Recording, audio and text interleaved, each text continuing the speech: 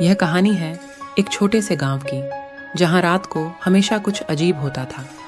गांव वाले कहते थे कि रात के समय जंगल से ऐसी आवाज आती थी जैसे कोई भूत हो, पर कोई इस राज को सच्चाई मानना नहीं चाहता था। गांव में एक छोटा सा लड़का था जिसका नाम आरव था। आरव एक बहादुर और निर्भीक बच्चा था, लेकिन उसकी रात को जंगल में चलने की आदत थी। उसे बहुत शौक था रात को तारों की चमक में जंगल की सुंदरता को देखने का। एक दिन जब चांदनी रात आसमान को आपूर्ति कर रही थी, आरव ने फिर से अपनी रात की सायारी शुरू की। लेकिन इस बार जंगल में कुछ अलग ही महसूस हो रहा था, कुछ ऐसा जो आरव ने कभी नहीं सुना था। धीरे धीरे आरव ने कदम बढ़ाना शुरू किया जंगल की ओर। सब कुछ चुप हो गया था, सिर्फ उस नए आवाज का ही आभास हो रहा था। धीरे धीरे वह जंगल की घनेरी छाया में बढ़ता गया और फिर वह देखा कि एक पुराने पेड़ के नीचे कुछ अनोखा हो रहा था। वहां एक वृद्ध व्यक्ति खड़ा था जिसने अपनी कहानी सुनने के लिए लोगों को बुलाया था। आरव ने देखा कि लोग चुपचाप बैठे हुए थे, एक अद्वितीय रूप से सुनते हुए। आरव ने भी स्थान बनाया और सुनना शुरू किया। वह वृद्ध व्यक्ति कह रहा था, यहाँ रात को जंगल में ऐसी आवाज आती है क्योंकि यह जंगल हर रात अपनी कहानी सुनता है।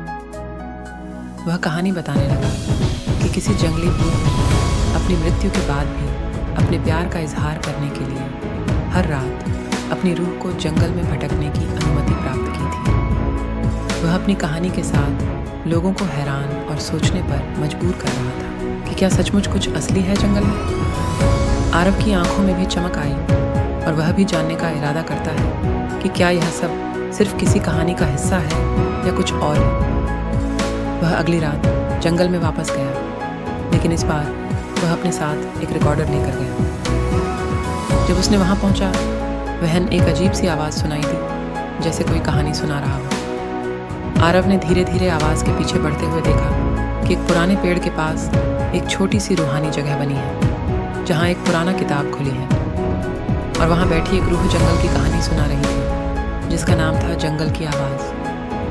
वह रूह ने कहानी से बातचीत की और उसने आरव को सच्चाई बताई कि वह किसी के भूत नहीं, बल्कि उस जंगल की आवाज़ है जो हर रात एक कहानी के रूप में सुनाई जाती है। आरव ने इस अजीब और चमत्कारी सच्चाई को अपने गांव वालों के साथ साझा किया और सबको यह दिखाया कि रात की आवाज़ में कुछ बहुत ही खास होता है। इस कहानी से हमें यह सीखने को मिलता है कि चीज़ों को सिर्फ उनकी दृष्टि से ही नहीं, बल्कि अपने दिल से भी देखना चाहिए। हमेशा से ज़्यादा चीज़ें हो सकती हैं जो हमारी आँखों को नहीं दिखाई देती हैं, और एक छोटी सी खोज हमें नए और अद्वितीय दृष्टिकोणों की ओर ले जा सकती है।